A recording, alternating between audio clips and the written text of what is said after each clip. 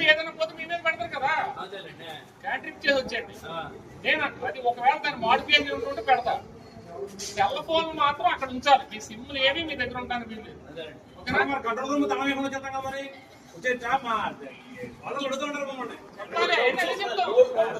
అదేనండి, మీరు సిమ్లు 6 గంటలకు రెడీగా ఏదైనా పోగండి వస్తారు అంతే.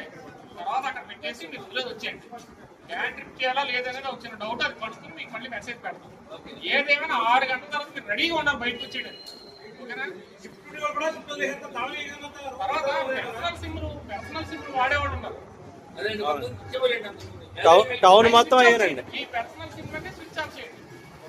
డిపార్ట్మెంట్ సిమ్లు హ్యాండ్ ఓవర్ చేసి.